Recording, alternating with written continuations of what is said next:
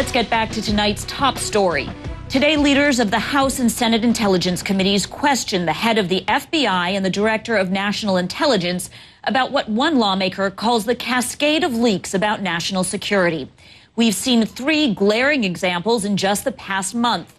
On May 7th, word leaked that a U.S. double agent helped foil an airline bomb plot that originated in Yemen and was similar to 2009's underwear bomb. On May 29th, the New York Times revealed President Obama personally oversees a kill list for expanded drone attacks. And last Friday, the Times published a detailed account of cyber attacks on Iran's nuclear program. Michigan Republican Mike Rogers is chairman of the House Intelligence Committee and joins us now. Mr. Chairman, thanks for being with us. First, are we in imminent danger as a result of these leaks? I wouldn't say imminent danger, Jessica, but it does do some very serious harm to the way we conduct business in the intelligence community, number one.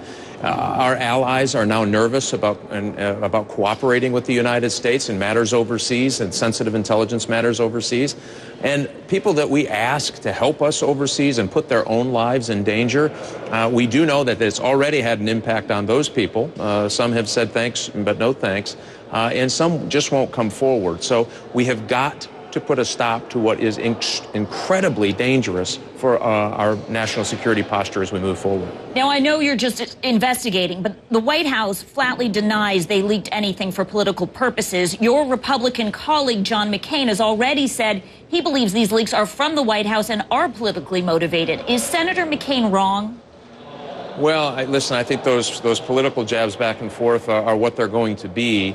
My job, I believe, is to look at what's the next step. So I did a preliminary review and said, is there enough information here to go to an investigation? And it's very clear to me that there are some at least red flags that we need to pay attention to. Now, the real question is, I think it needs to be fair.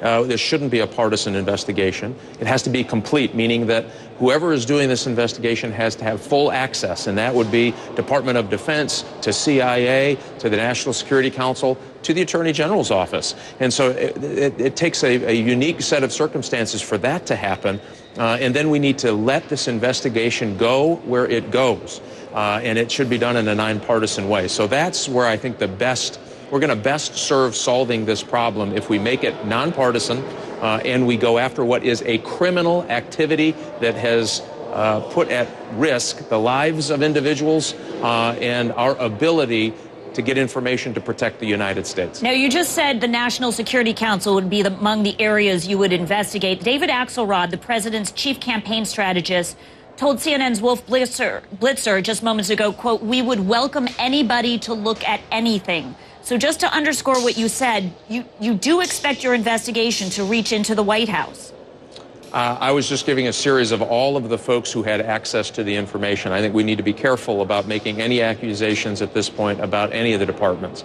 I'm just talking about it has to go where people had access to the information and may have been in a position to push that information to the press along the way. It could be any one of those organizations. Do you expect your investigation to reach into the White House? I just don't think it's probably right for me to speculate on that at this point. I think the investigation should go where it goes. How can you be certain that these leaks did not come from where you are on Capitol Hill? Our investigation originally started with a program that wasn't even briefed in contrast to the U.S. law on this particular issue. So that's one good clue for us. But if there are other aspects of this on other programs, then absolutely that investigation should go there as well. We're fairly confident both in the House and the Senate, including the intelligence folks that we've talked to in the preliminary review, that's not the case. But if it is and they find something that takes it this way, so be it. That's where it should go. This is so sensitive and so damaging to our relationships overseas and to national security. First of all, it raises to the level of a serious crime, and it is really harming the United States national security. We all ought to be outraged at this, and that's why I hope we can put this in a place where we can have that kind of access with no influence on that particular investigation so that you don't have people pushing back or pulling it forward for any political reason. All right. Chairman Rogers, thank you for your time. Thanks, Jessica. And we will continue to follow your work on this. I hope so. Thank you.